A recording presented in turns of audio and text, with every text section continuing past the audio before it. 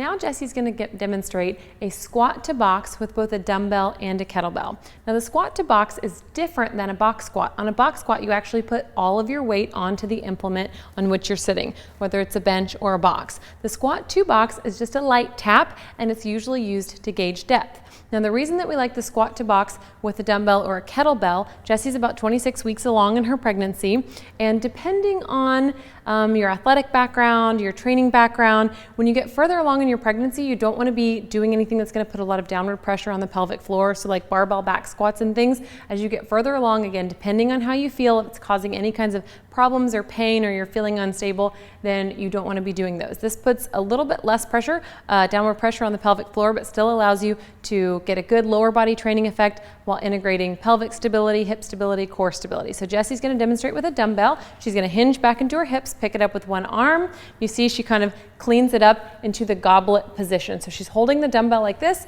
She's going to set up in a squat position that feels most comfortable for her. This is going to look a little bit different for everyone, depending on your torso length, your femur length, your training history, your athletic background. She's a little bit wider than shoulder width apart. Toes are turned out slightly. Core is lightly braced, and she's going to drive her knees out, sit back into her hips, and just barely tap the bench and stand up. She's maintaining a nice neutral spine throughout. She's got just a little bit of a lumbar curve, which is what we want. Chin stays tucked. Great, so that's with the dumbbell. So she's going to set that down properly. She pushed back into her hips, and now she's going to grab the kettlebell. So the kettlebell, she's going to kind of clean the kettlebell up and grab it right between right underneath the horns, and she's going to do the same thing. She's going to push back into her hips, drive her knees out, and just barely tap the box to gauge her depth. Good. Her knees are driving out. She's maintaining good core alignment. Good, Jessie. And one more.